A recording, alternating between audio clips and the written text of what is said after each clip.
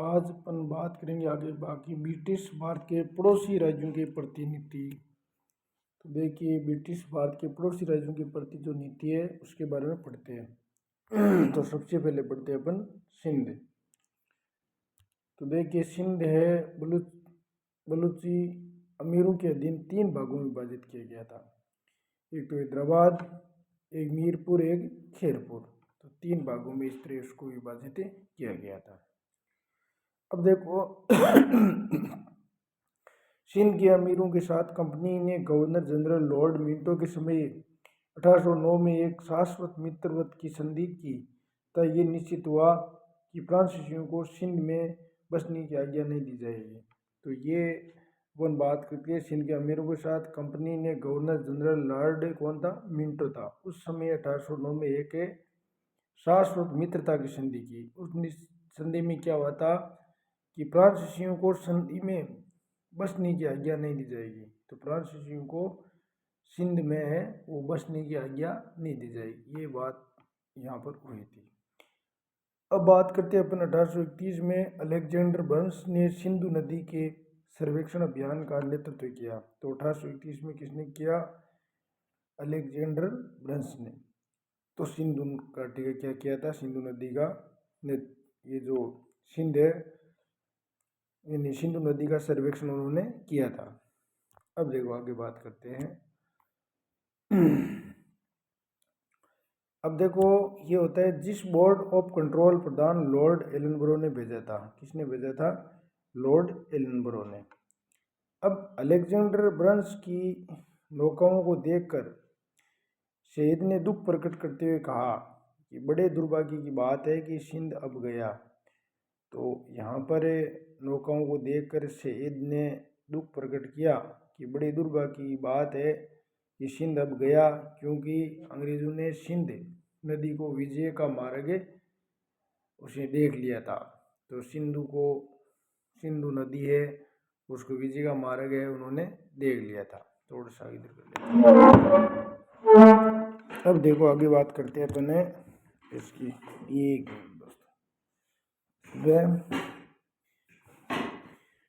तो 1831 में महाराजा रणजीत सिंह ने विलियम बेंटिंग को संधि को आधा आधा बांटने का सुझाव दिया। तो 1831 में महाराजा रणजीत सिंह विलियम बेंटिंग को सिंध को आधा आधा बांटने का सुझाव भी दिया था, जिसे कंपनी ने अस्वीकार कर दिया था। अब देखो बात करते हैं अपन 1832 में। 1832 में कर्नल पोंटिकर ने सिंध के अमीरों के साथ नई व्यापारिक संधि की। तो 1832 में कर्नल पोंटिकर ने सिंध के अमीरों के साथ क्या थी? एक व्यापारिक संधि की थी। 1832 में कर्नल पोंटिकर के साथ की गई संधि पुनः 1838 में दोहराया गया। इसमें विस्तार करते हुए सिंध के अमीरों ने सिंध यानी हैदराबाद में एक अंग्रेज रेजिडेंट रखने की अनुमति दी। इससे अमीर कंपनी को संरक्षण में चले गए। यानी यहाँ पर हैदराबाद में एक अंग्रेज रेजिडेंट रखने की अनुमति भी दी गई थी और इससे अमीर कंपनी के संरक्षण में चले गए।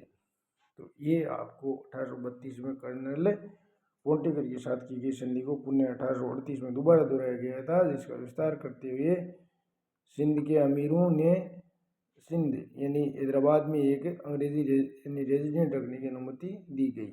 आगे बात करते हैं अपन। देखिए, अब देखो अपन आधुनिक को पूरा करके रहेंगे, जो पढ़ने वाले यहाँ जुड़ जाना आराम से। अब चार्ल्स नेपियर ने कहा कि यह संधि जिसके द्वारा एक भरा हुआ गोला अमीरों के मेल में रख दिया गया है। तो चार्ल्स नेपियर ने इसके बारे में क्या कहा कि ये संधि जिसके द्वारा एक भरा हुआ गोला अमीरों के मेल में रख दिया गया है, जिसे जब चाहे उनको ध्वस्त करने के लिए विस्फोटक कर दो। जब चाहे उसको क्या है? ध्वस्त करने के लिए विस्फोटक कर दो। ये बात है किसने कही? चार्ल्स नेपियर ने। अब देखो इसको थोड़ा सा बड़ा कर देता हूँ मैं ताकि अच्छी तरह दिखाई दे। अब बात करते हैं अफगानिस्तान के प्रश्न को हल करने के लिए उद्देश्य से लॉर्ड ओगलैंड के समय कंपनी ने जून 1838 में रणजीत सिंह एहसास सिंह से त्रिदलीय संधि की। तो लॉर्ड ओगलैंड के समय कंपनी ने जून 1838 में रणजीत सिंह या शाह शुजा से त्रिदलीय संधि की थी। अब आप बात करते हैं उसके अनुसार रणजीत सिंह ने सिंध से झगड़े में कंपनी की मध्यस्थता स्वीकार कर ली। अब इसके अनुसार रणजीत सिंह ने सिंध से जो झगड़े में कंपनी की मध्यस्थता क्या कर ली थी, स्वीकार कर ली। वह शाह शुजा ने सिंध पर अपने अधिकार इस पर शर्त पर त्याग दिए कि शाह शुजा ने सिंध पर अपने अधिकार इस शर्त पर त्याग दिए कि उसे बकाया कर ली राशि मिल जाए। अब आगे बात करते हैं कि से शर्त पर त्याग दिया कि बकाया राशि उसे मिल जाए तथा शाह शुजा को सैनिक सहायता से दोस्त मोहम्मद के स्थान पर काबुल के सिंहासन पर बिठा दिया गया था। तो यहाँ पर अपने दोस्त मोहम्मद के स्थान पर काबुल के सिंहासन पर बिठा दिया जाएगा, ये बात की गई थी। अब देखो बात करते हैं फरवरी 1839 में सिंध पर एक संधि थोप दी गई। 1839 में क्या करते हैं, एक संधि थोप दी जाती है और जिसके अनुसार शिकारपुर व बकर में सिंध के अमीरों को खर्च पर सहायक सेना रखी जाएगी। तो फरवरी 1839 में सिंध पर एक संधि थोप दी और जिसके अनुसार शिकारपुर और बकर में सिंध के अमीरों के खर्च पर क्या है, सहायक सेना रखी जाएगी और कराची में सैनिक सामान के लिए गोदाम बनाया जाएगा और आवश्यकता पड़ने पर कंपनी को सैनिक सहायता भी दी जाएगी। आगे बात करते हैं, देखिए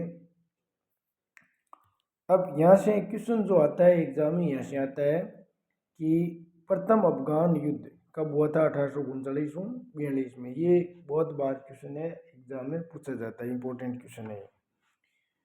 अब देखो बात करते हैं अपने कि समय सिंध के अमीरों ने अंग्रेजों को काफ़ी सहायता भी दी, किंतु कंपनी उन पर अंग्रेजों के विरुद्ध का आरोप लगाया। अब बात करते हैं 1842 में ऑकलैंड के स्थान पर लॉर्ड एलनब्रो गवर्नर जनरल बने। 1842 में ऑकलैंड के स्थान पर जो गवर्नर जनरल कौन बना, लॉर्ड एलनब्रो। अब देखो एलनब्रो ने चार्ल्स नेपियर को सिंध का रेजिडेंट नियुक्त किया था। तो एलनब्रो ने चार्ल्स नेपियर को क्या है, सिंध का रेजिडेंट नियुक्त किया। अब बात करते हैं अपन इसकी, यानी खेरपुर के अमीर रुस्तम व हैदराबाद के नासिर खां के विरुद्ध कंपनी ने अनेक आरोप लगाकर एलनब्रो ने एक नई संधि का प्रस्ताव रखा। तो देखो क्या रखता है नई संधि का प्रस्ताव, देखते अपन।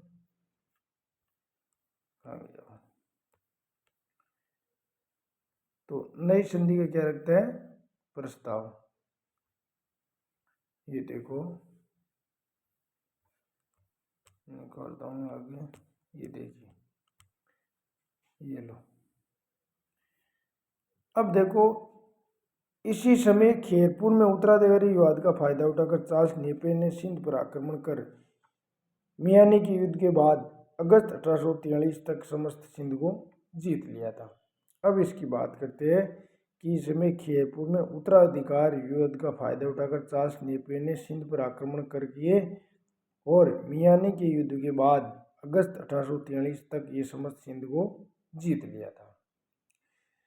अब देखो अपन बात करते हैं सिंध का विलय 1843 में गवर्नर जनरल लॉर्ड एलनब्रो के समय हुआ था। तो सिंध का विलय 1843 में गवर्नर जनरल लॉर्ड एलनब्रो के समय हुआ था, ये इंपॉर्टेंट है। सिंध का विलय 1843 में गवर्नर जनरल लॉर्ड एलनब्रो के समय हुआ।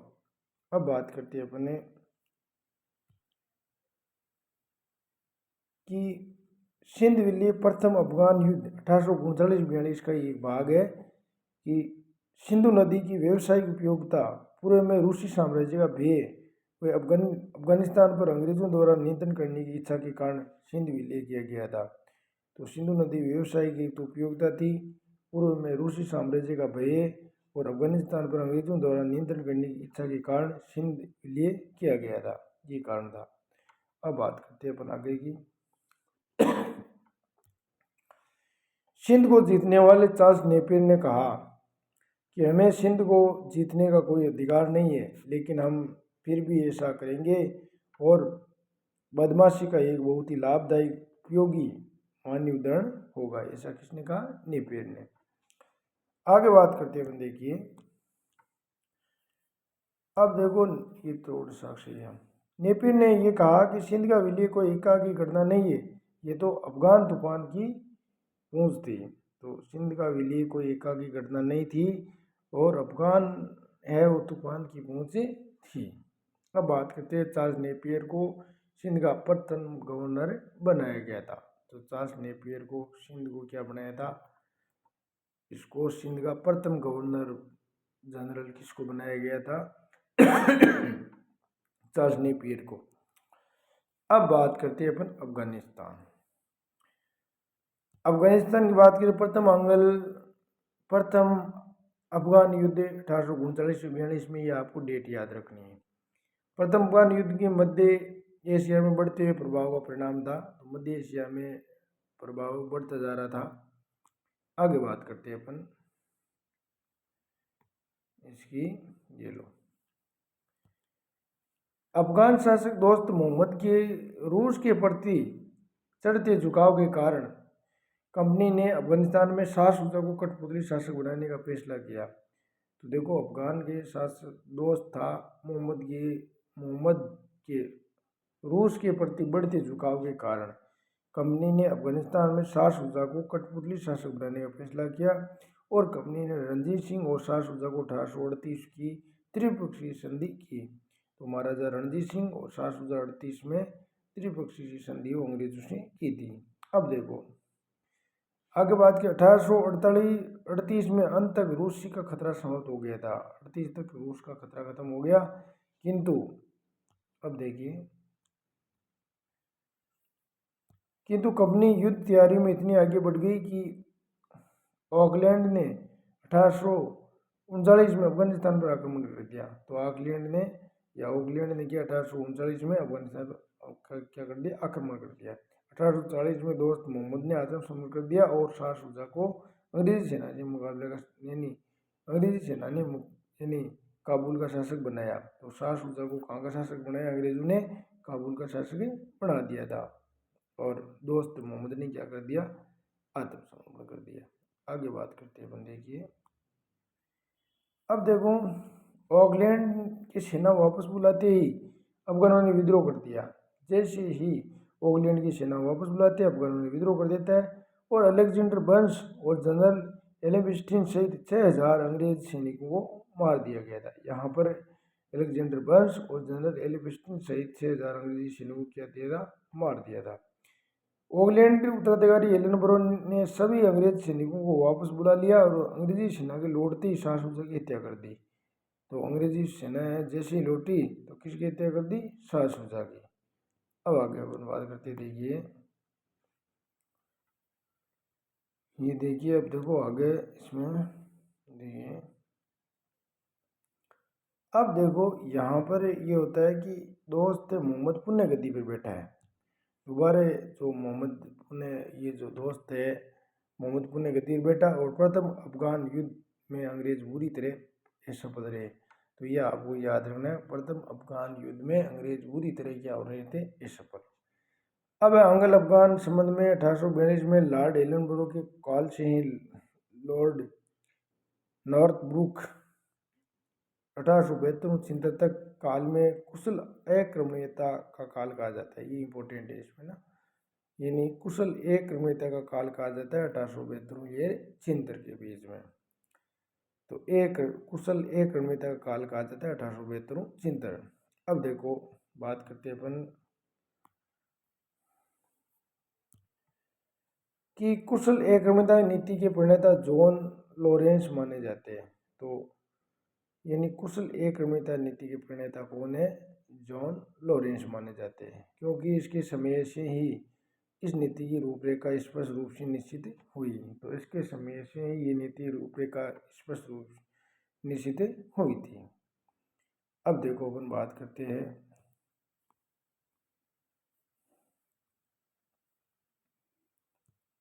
कुशल अक्रमणीयता शब्द का सर्वप्रथम प्रयोग JWS वैली ने किया था, एडन र्यू में किया था। तो JWS वेलियन ने किया था। अब देखिए आगे बात करते हैं कि कुशल एकन्वयता, शानदार निष्क्रियता और चतुराईपूर्ण और निष्क्रियता का तात्पर्य अहस्तेप की नीति थी। अहस्तेप को मतलब किसी में हस्तक्षेप नहीं करना चाहिए। तो कुशल एकन्वयता, शानदार निष्क्रियता और चतुराईपूर्ण निष्क्रियता का तात्पर्य अहस्तेप की नीति थी। अफगानिस्तान के मामले में 1842 ईस्वी से 1876 तक किसी भी प्रकार का हस्तक्षेप नहीं किया गया था। अब बात करते हैं यहाँ पर जॉन लॉरेंस। अब देखो जो ये जॉन लॉरेंस के समय 1863 में दोस्त मोहम्मद की मृत्यु के बाद शेर अली शासक बना। कौन बना? शेर अली, जिसने लॉरेंस ने मान्यता देकर शासक स्वीकार कर लिया था। लॉरेंस ने मान्यता देकर उसको स्वीकार कर लिया था। अब द्वितीय अफगान युद्ध है, वो 78 से लेकर के 80 के बीच में ये युद्ध होता है। कौन सा युद्ध है? द्वितीय अफगान युद्ध है। इस युद्ध की बात करें तो देखिए ये लॉर्ड लिटन के समय लड़ा गया था। किसके समय? लॉर्ड लिटन के समय। और लिटन कुशल एक रणनीति के स्थान पर आक्रामक अग्रगामी नीति तो फॉरवर्ड पॉलिसी में विश्वास करता था। अब आगे बात करते देखिए बने इसकी कि लिटन का विचार था कि रूस और ब्रिटेन के मध्य अफगानिस्तान दो लोहे के बर्तनों के मध्य एक मिट्टी का छोटा सा पात्र है, अतः उसे अवश्य ही अपने वश में कर लेना चाहिए। ये बात लिटन का विचार था कि रूस और ब्रिटेन के मध्य अफगानिस्तान दो लोहे के बर्तनों के मध्य में एक मिट्टी का छोटा सा पात्र है, अतः उसे अवश्य ही अपने वश में कर लेना चाहिए। ये बात किसने की? लिटन का विचार था। आगे लिटन ने 1878 में सर नेविल चैम्बरलेन को काबुल भेजा। यानी लिटन ने 1878 में सर नेविल चैम्बरलेन को काबुल भेज दिया था। अब देखो बात करते हैं लिटन काबुल में एक स्थायी ब्रिटिश रेजिडेंट रखना चाहता था। यानी लिटन है वो काबुल में क्या रखना चाहता था? स्थायी ब्रिटिश रेजिडेंट रखना चाहता था। अब है किंतु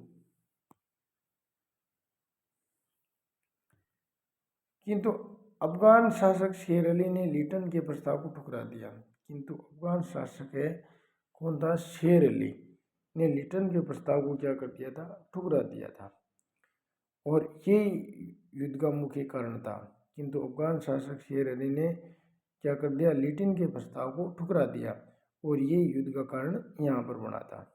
अब देखो नवंबर 1878 में लिटन ने अफगानिस्तान पर आक्रमण कर दिया। तो नवंबर 1878 में लिटन ने अफगानिस्तान पर क्या कर दिया? आक्रमण कर दिया था। अब शेर अली रूस भाग गया था। शेर अली कहाँ भाग गया? रूस। और वहीं उसकी मृत्यु हो गई। रूस में शेर अली की क्या हो गई? मृत्यु हो गई। अब आगे बात करते अपन देखिए। अब अंग्रेजों ने शेर अली के पुत्र याकूब खां के गंडकम नामक स्थान पर 26 मई 1879 को निम्न शर्तों पर गंडम की संधि की। दोबारा देखिए अंग्रेजों ने शेर अली के पुत्र था याकूब खान ने गंडमक नामक स्थान पर 26 मई 1879 में 1879 को निम्न शर्तों पर कौन सी संधि की? गंडमक की संधि की थी। किसने? याकूब खान ने। किसका पुत्र था? शेर अली का। तो उसने क्या संधि की? काबुल स्थायी ब्रिटिश रेजिडेंट रखा जाएगा जो सभी कामों पर नजर रखेगा ये रेजिडेंट। और अफगानिस्तान विदेश नीति भारत सरकार चलाएगी। अफगानिस्तान की विदेश नीति कौन चलाएगी? भारत सरकार। और याकूब को 6 लाख रुपये वार्षिक मिलना तय हुआ था। याकूब को कितने? 6 लाख रुपये। और अब देखो अपन बात करते हैं इसकी। अब देखो इसमें गंडकम की संधि भारत एक वैज्ञानिक और पर्याप्त सीमा प्राप्त हो गई थी। तो एक वैज्ञानिक और पर्याप्त सीमा हो गई थी। अब अफगानिस्तान को पराजित करने पर लिटन ने यानी दमपूर्ण शब्दों में कहा कि जिस प्रकार हमने शेर अली को पीटा है और उससे अफगानिस्तान के लोग हमें और भी पसंद करेंगे एवं हमारा आदर करेंगे। अफगानिस्तान को पराजित करने के लिए यानी अफगानिस्तान को पराजित करने पर लिटिन के दम्भपूर्ण शब्दों में कहा कि जिस प्रकार हमने शेर अली को पीटा है उससे अफगानिस्तान लोग हमें और पसंद करेंगे और हमारा आदर करेंगे, ये बात की। अब देखो अपन बात करते हैं इसकी।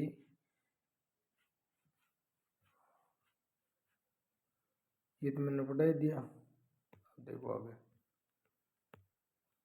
अब लेकिन ये लो, लेकिन 3 सितंबर कब 3 सितंबर 1879 ब्रिटिश रेजिडेंट मेजर केवन गरी भी अफगानों द्वारा मारा गया था।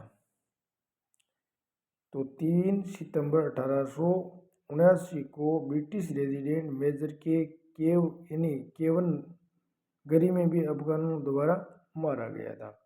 3 सितंबर 1879 को ब्रिटिश रेजिडेंट मेजर केवनगरी भी अफगानों द्वारा मारा गया था। याकूब खान ने गद्दी त्याग दी। वे अंग्रेजों के यहाँ कहते हुए शरण ले ली कि वे अफगान पर शासन करने के बजाय अंग्रेजों के यहाँ घिसियारा बनना पसंद करेगा। तो याकूब खान ने गद्दी त्याग दी, अंग्रेजों को यहाँ कहते हुए शरण ले ली कि अफगानों पर शासन करने के बजाय अंग्रेजों के यहाँ घसियारा बनने पर पसंद करेगा। अंग्रेज जो कहे वैसा ही करेंगे अपन, है ना। अब देखो आगे बात करते हैं अपन ने। लिटिन अफगानिस्तान में टुकड़े करने की योजना बनाई। लिटिन ने क्या है, अफगानिस्तान में टुकड़े करने की योजना बनाई, किंतु अपने 1880 में उदारवादी ग्लेडस्टोन ने चुनाव जीता तो लिटन ने त्यागपत्र दे दिया। यानी 1880 में उदारवादी ग्लेडस्टोन ने चुनाव जीते तो लिटन ने त्यागपत्र दे दिया था। लिटन के उत्तराधिकारी रिपन के अफगानिस्तान में विभाजन की योजना त्याग कर अफगानिस्तान में एक बार स्टेट के रूप में स्वीकार किया था। तो देखो लिटन ने उत्तराधिकारी रिपन ने अफगानिस्तान के एक विभाजन के योजना को त्याग कर अफगानिस्तान को एक यानी बफर स्टेट के रूप में स्वीकार किया था। आगे बात करते हैं, देखिए। अब देखो इसमें बात करते हैं तो विभाजन की योजना त्याग कर एक बफर स्टॉक को स्वीकार किया। और देखो इसमें लिखा है कि शेर अली के भतीजे कौन था, अब्दुल रहमान को अमीर के रूप में मान्यता की। तो अब्दुल रहमान को क्या है, उसको मान्यता दी थी अमीर के रूप में। अब देखो 30 मार्च 1885 में रूस ने अफगानिस्तान स्थित पंजदेह पर कब्जा कर लिया था। तो 30 मार्च 1885 को रूस ने अफगानिस्तान में स्थित पंजदेह पर कब्जा कर लिया और इसे पंजदेह संकट के उत्पन्न कहा जाता है। इसे क्या कहते हैं, पंजदेह संकट उत्पन्न हो गया था। अब देखो आज की बात करते हैं अपन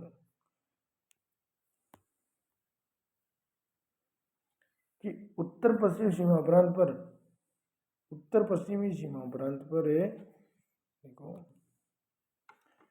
उत्तर पश्चिमी सीमा प्रांत पर शांति स्थापित करने के लिए तथा अफगानिस्तान के साथ सीमा निर्धारण के लिए लॉर्ड लेस्डोन ने सर मोर्टिमर डूरेंट को 1893 में मुकाबले में अमीर के पास भेजा था। तो अगर इसकी बात करें कि अफगानिस्तान के साथ सीमा निर्धारण के लिए लॉर्ड लेस्डाउन ने सर मोर्टिमर डूरेंट को 1893 में काबुल में अमीर के पास भेजा था। 2 नवंबर 1893 दोनों के में समझौता हुआ जिसके तहत कबायली इलाके में अफगान व अंग्रेजों के बीच बांटे गए थे। तो इसमें जिसके तहत कबायली इलाके में अफगान व अंग्रेजों के बीच में बांटे गए और सीमांत के सर्वेक्षण और भारतीय अफगानिस्तान के बीच सीमा निर्धारण के लिए आयोग गठित करने की सहमति बनी। तो एक यहाँ पर सीमांत सर्वेक्षण और भारतीय अफगानिस्तान के बीच में सीमा निर्धारण करने के लिए आयोग गठित किया गया था। अब बात करते हैं, देखिए। अब इसमें दे रखा है कि मोर्टिमर डूरेंट की देखरेख में सीमा निर्धारण में 2 वर्ष का समय लगा। नई सीमा रेखा को डूरेंट रेखा कहा जाता है। भारत और अफगानिस्तान के बीच में कौन सी रेखा कहा जाती है, डुरेंट रेखा। अब है 1907 में अंगल समझौते पर रूस ने अफगानिस्तान को इंग्लैंड के प्रभावी माना था। तो यहाँ पर 1907 में अंगल रूसी समझौते में रूस ने अफगानिस्तान को इंग्लैंड के प्रभाव में मान लिया था। अब देखो बात करते हैं अपन, अफगानिस्तान ने इस समझौते का विरोध किया। अफगानिस्तान ने इस समझौते का विरोध किया था। अब तृतीय अंगल यानी तृतीय अफगान युद्ध 1919 तक।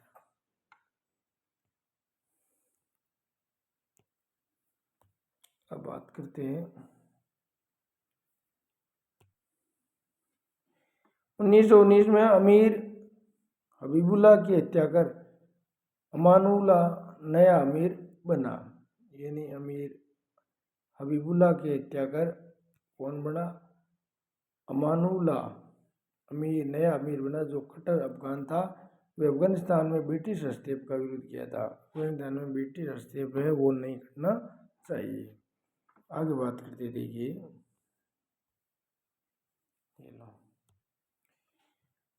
अमानुल्लाह ने अंग्रेजों से संघर्ष छेड़ दिया था। इसने क्या कर दिया? अंग्रेजों से संघर्ष छेड़ दिया।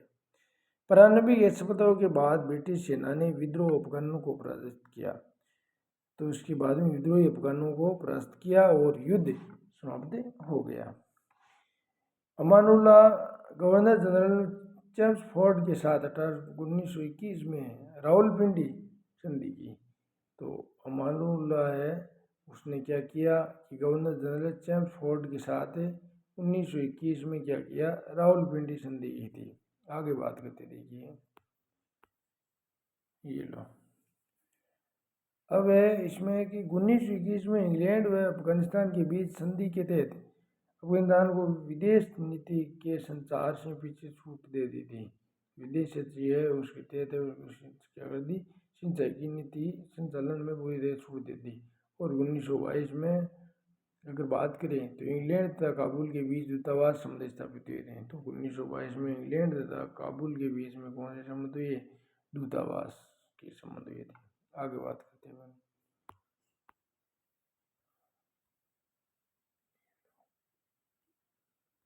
अब आपके इसमें आएगा ना, तिब्बत से समझौता करने के लिए लासा, ठीक है ना। तिब्बत से समझौता करने के लिए कौन सा लगा है? ये जो नाम बोला ना लासा, कौन सा? इसको कहते हैं लासा। तो इस तरह ये दोस्तों पूरा करा ही देते हैं आपको ना ये। अब देखो तिब्बत के लोग की बात करें कि तिब्बत के लोग अहिंसात्मक विरोध किया। दलाई लामा लासा छोड़कर चला गया। दलाई लामा का लासा छोड़कर चला गया। सितंबर 1904 में यंग हस्बैंड ने अपनी शर्तें मनवा ली और मालासा की संधि उसके अनुसार। अब देखिए सितंबर 1904 में यंग हस्बैंड ने अपनी शर्तें मान ली और ल्यासा की संधि इसके अनुसार।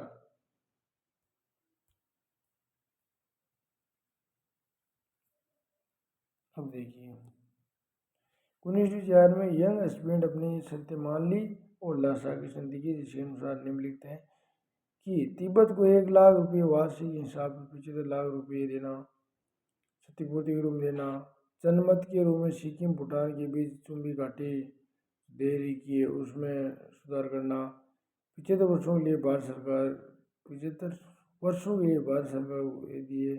अब भी जैसे मैं बात करते हैं तो देखिए इसकी ये लो। अब इसमें लिखा है कि व्यापार के लिए यांगतुंग ज्ञानत्से और गरटोकिन वे व्यापारिक अटकोल लेते जाएंगे ना। तो व्यापारियों के लिए यातुंग और ज्ञानत्से और गरटोक स्थापित व्यापारिक हाट खोले थे। व्यापारिक हाट है मतलब बाजार।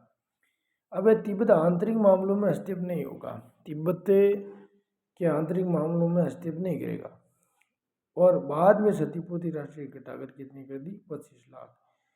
और चुंबी घाटी 1908 में ही खाली करा दिया गया था। चुंबकीय घट्टी को कब खाली करा दिया, यह आपको इसमें ना 1908 में। अब देखो आप बात करिए, आगे अपन देखते हैं। ये लो, अब ये समझ में आ गई आपकी। अब देखो कि तिब्बत के मामले में कर्जन की सबसे बड़ी सफलता थी। तिब्बत के मामले में कर्जन की क्या की सबसे बड़ी सफलता थी, और तिब्बत पर रूस का प्रभाव कायम नहीं हो सका था। 1907 में आंग्ल रूस संधि द्वारा तिब्बत को चीन प्रभाव में मान लिया गया था। तो 1907 में आंग्ल रूस संधि द्वारा तिब्बत के चीन के प्रभाव को मान लिया गया था। अब बात करते हैं अपन 1914 की। अब देखो ये है आपका 1914।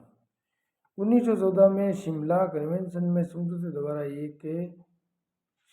द्वारा तिब्बत और ब्रिटिश भारत के बीच एक सीमा रेखा खींचते हुआ था, और अंग्रेज प्रतिनिधि हेनरी मैनबोग नामक इस सीमा पर नाम है। इन सीमा का रेखा का नाम है मैकमोहन लैंड रखा है ना, तो ये भी आपको ध्यान रखना है। अब है वर्धा की बात करें तो देखिए, बर्मा की बात करें तो अंग्रेज और बर्मा राजधानी आज के लगभग मध्य संघर्ष का प्रमुख कारण साम्राज्य विस्तार और सीमा संबंधी विवाद था।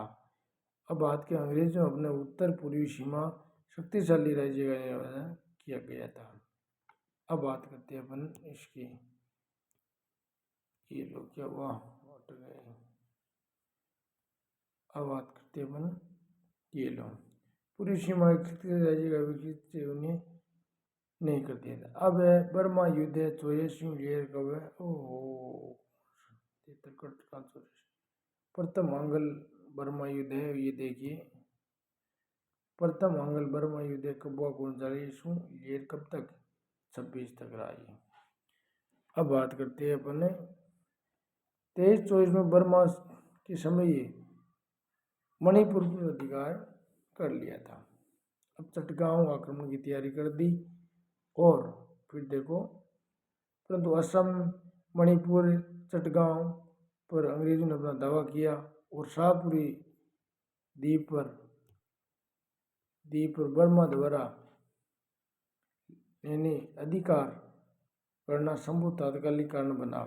और 1900 यानी तब अंग्रेजों ने बर्मा पर आक्रमण कर दिया। इसे गवर्नर जनरल कौन था, जो भी बड़ा ना लॉर्ड एमर्स, उन्होंने साम्राज्य प्रथम अपने बेनवाज में उठाई थी। तो ये इस प्रकार है।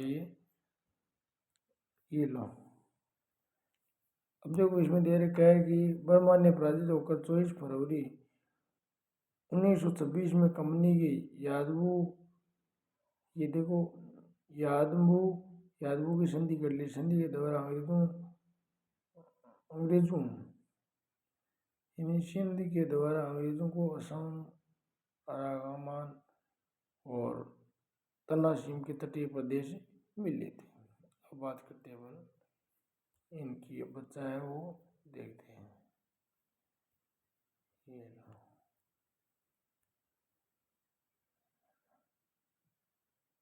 अब आप देख सकते हो इसमें